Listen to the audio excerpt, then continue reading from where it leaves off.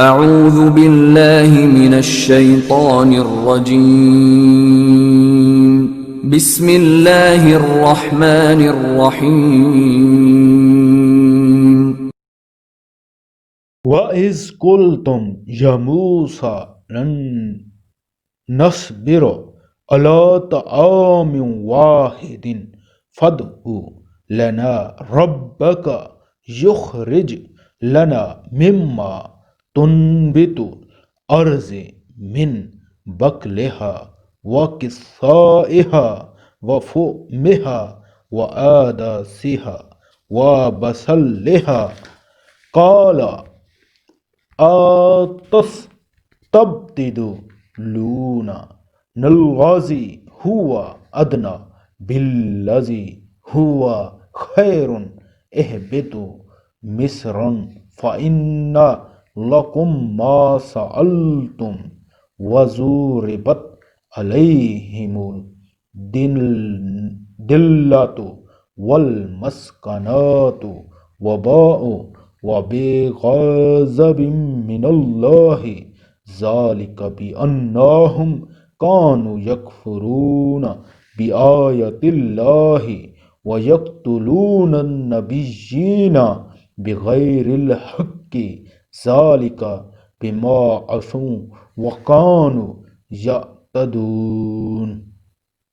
اور وہ وقت بھی جب تم نے کہا تھا کہ اے موسیٰ ہم ایک ہی کھانے پر صبر نہیں کر سکتے، لہٰذا اپنے پروردگار سے مانگیے کہ وہ ہمارے لیے کچھ وہ چیزیں پیدا کرے جو زمین اگایا کرتی ہے، یعنی زمین کی ترکاریاں، اس کی ککڑیاں، اس کی گندم، اس کی دالیں اور اس کے پیاز۔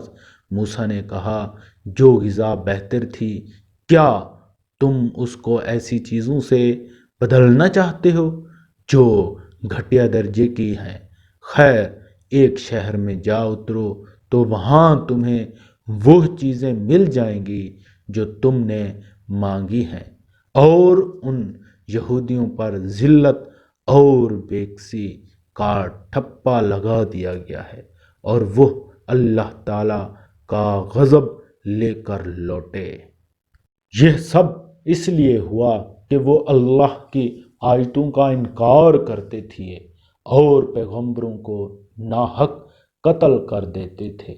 یہ سب اس لیے ہوا کہ انہوں نے نافرمانی کی اور وہ بے حد زیادتیاں کرتے تھے۔ تفسیر: یہ وہی واقعہ ہے جو اوپر حاشیہ نمبر میں بتایا گیا ہے۔ ان الذین آمنوا والذین ہادوا والنصارى والصابئین من آمن باللہ والیوم الآخر وعامل صالحا فلہم اجرہم عند ربہم ولا خوف علیہم ولا ہم یحزنون۔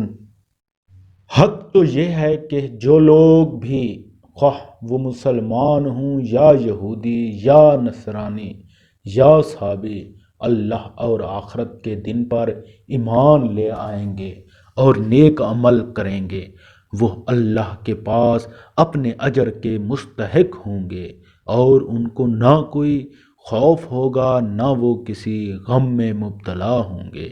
تفسیر: بنی اسرائیل پر اللہ تعالیٰ کے انعامات اور ان کی نافرمانیاں کے تذکرے کے بیچ میں یہ آیت کریمہ بنی اسرائیل کے ایک باطل گھمنڈ کی تردید کے لیے آئی ہے۔ ان کا عقیدہ یہ تھا کہ صرف انہیں کی نسل اللہ کے منتخب اور لاڈلے بندوں پر مشتمل ہے، ان کے خاندان سے باہر کا کوئی آدمی اللہ کے انعامات کا مستحق نہیں ہے۔ آج بھی یہودیوں کا یہی عقیدہ ہے، اسی لیے یہودی مذہب ایک نسل پرست ہے، اور اس نسل کے باہر کا کوئی شخص یہودی مذہب اختیار کرنا بھی چاہے تو اختیار کر ہی نہیں سکتا، یا ان کے حقوق کا مستحق نہیں ہو سکتا۔ جو ایک نسلی یہودی کو حاصل ہیں۔ اس آیت میں واضح فرمایا گیا ہے حق کسی ایک نسل میں محدود نہیں ہے، اصل اہمیت ایمان اور نیک عمل کو حاصل ہے۔ جو شخص بھی اللہ اور آخرت پر ایمان لائے اور عمل صالح کی بنیادی شرطیں پوری کر دے گا، وہ پہلے کسی بھی مذہب یا نسل سے تعلق رکھتا ہو، اللہ کے نزدیک اجر کا مستحق ہوگا۔ یہودیوں اور نصرانیوں کے علاوہ عرب میں کچھ ستارہ پرست لوگ رہتے تھے جنہوں نے سابقہ کہا جاتا ہے، اس لیے ان کا بھی ذکر کیا گیا ہے۔ یہاں یہ بھی واضح رہے کہ اللہ پر ایمان لانے میں اس کے تمام رسولوں پر ایمان لانا بھی داخل ہے، لہٰذا نجات پانے کے لیے رسول اکرم صلی اللہ علیہ وآلہ وسلم پر ایمان لانا بھی ضروری ہے۔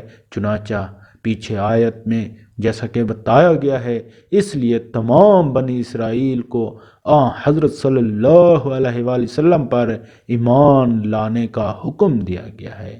مزید دیکھیے قرآن کریم کی آیات 65 اور 68 میں۔